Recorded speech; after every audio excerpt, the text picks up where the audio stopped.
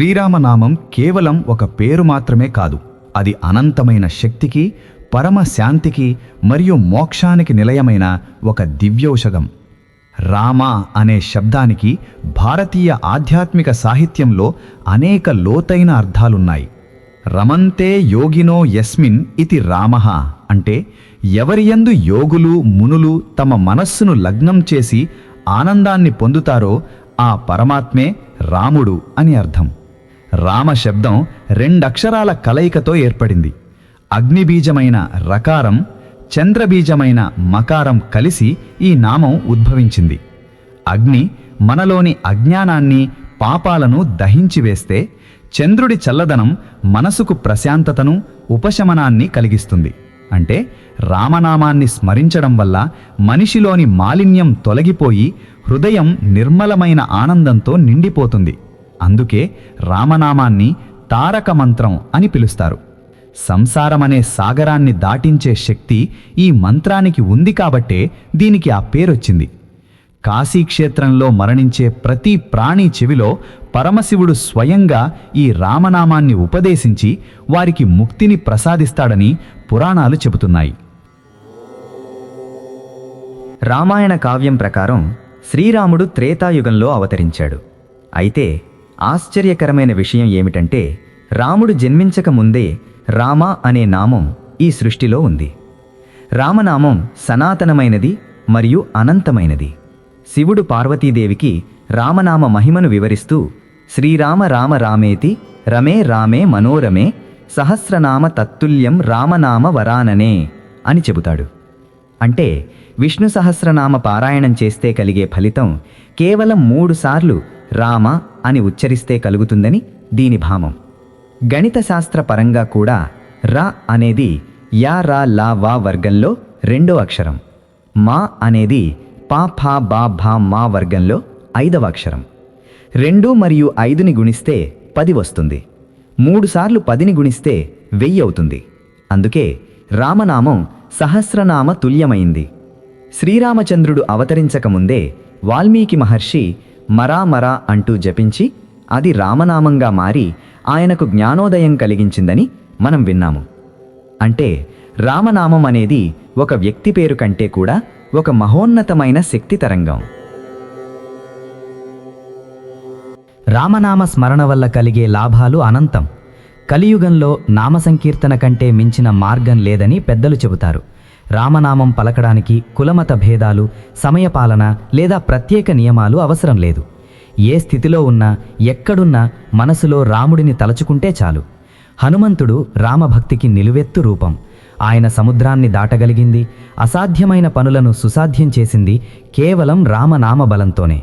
సీతమ్మ వారిని వెతకడానికి వెళ్ళినప్పుడు కూడా హనుమంతుడు రామనామాన్నే ఆయుధంగా చేసుకున్నాడు. రామనామం ఉన్న చోట భయం ఉండదు, గ్రహదోషాలుండవు, మానసిక అశాంతి దరిచేరదు. రామనామం ఒక రక్షణ కవచంలా భక్తులను కాపాడుతుంది. అందుకే రామాయణ పారాయణం కంటే రామనామ జపం గొప్పదని కొందరు భక్తుల విశ్వాసం. ఎందుకంటే భగవంతుడి కంటే ఆయన నామం ఎప్పుడూ శక్తివంతమైనది. ఆంజనేయ స్వామి శ్రీరాముడి ఆజ్ఞ కంటే రామనామాన్నే ఎక్కువగా నమ్ముతాడు. శ్రీరాముడు ఆదర్శ పురుషుడు. ఆయన జీవితం మానవాళికి ఒక పాఠం.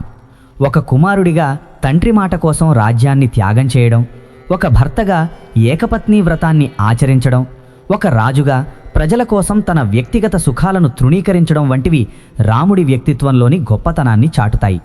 అయితే రామనామం జపించే వ్యక్తికి రాముడి గుణాలు కూడా అలవడతాయి. శాంతం, సహనం, సత్యవాక్ పరిపాలన వంటి దివ్య లక్షణాలు రామనామ జపం ద్వారా లభిస్తాయి. రామనామమునందు రా అక్షరం నారాయణ అష్టాక్షరి మంత్రం నుండి, మా అక్షరం నమశివాయ పంచాక్షరి మంత్రం నుండి గ్రహించబడ్డాయి. ఈ 2 మంత్రాలకు ప్రాణమైన అక్షరాలను కలిపి రామనామం ఏర్పడింది. అంటే విష్ణువును, శివుడిని ఇద్దరినీ ఏకకాలంలో స్మరించిన పుణ్యం రామనామంతో దక్కుతుంది. ఈ నామ సంకీర్తన మనస్సులోని అహంకారాన్ని తొలగించి వినయాన్ని ప్రసాదిస్తుంది. రామాయణ మహాకావ్యం అంతా రామనామ మహిమపైనే ఆధారపడి ఉంది. వాల్మీకి మహర్షి రామాయణాన్ని రచించడానికి ప్రేరణ రామనామమే. రామ అనే అక్షరాలు మన నోటి నుండి వెలువడేటప్పుడు రా అన్నప్పుడు లోపల ఉన్న పాపాలు బయటకు పోతాయని, మా అన్నప్పుడు పెదవులు మూసుకుని ఆ పాపాలు తిరిగి లోపలికి రాకుండా అడ్డుకుంటాయని ఒక సుందరమైన వివరణ ఉంది. రామనామం అనేది కేవలం ఒక జపం మాత్రమే కాదు, అది ఒక సాధన. రామకోటి రాయడం ద్వారా మన ఏకాగ్రత పెరుగుతుంది. చేతికి, కంటికి, మనసుకి సమన్వయం ఏర్పడి మానసిక దృఢత్వం లభిస్తుంది. రామనామాన్ని నమ్మిన వారు ఎప్పుడూ నశించరు. భక్త రామదాసు చెరసాలలో ఉన్నప్పుడు కూడా రామనామాన్నే ఆశ్రయించి పరమాత్ముని దర్శనం పొందగలిగారు. త్యాగయ్య తన కీర్తనల ద్వారా రామనామ పరమార్థాన్ని లోకానికి చాటి చెప్పారు. రామమంత్రం అనగానే మనకు వెంటనే స్ఫురించేది ఓం నమో నారాయణాయ లేదా ఓం నమఃశివాయ వంటి మంత్రాల కన్నా సరళమైనది, శక్తివంతమైనది. తులసీదాసు రామచరిత మానస్లో రామనామం యొక్క ప్రాముఖ్యతను ఎంతో గొప్పగా వర్ణించారు. ఆయన ప్రకారం రామనామం అనేది సూర్యుడి వంటిది. అది అజ్ఞానమనే చీకటిని తరిమి కొడుతుంది.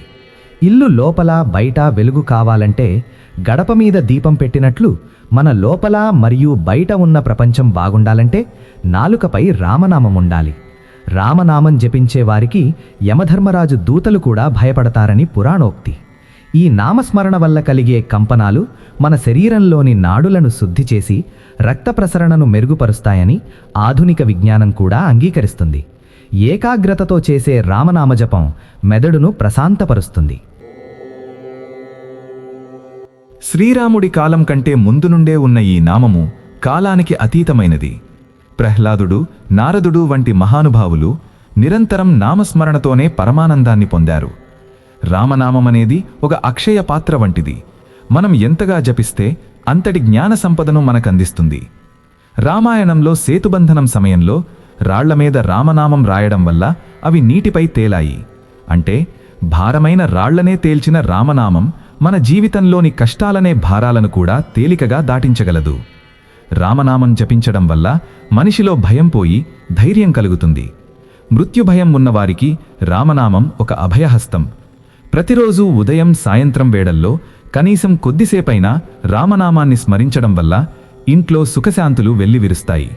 రామనామం విశ్వవ్యాప్తమైనది. ఇది మనుషులకే కాదు, సమస్త జీవరాశికి మోక్షప్రదాయిని. రామ అనే పిలుపులో ఒక ఆత్మీయత ఉంది.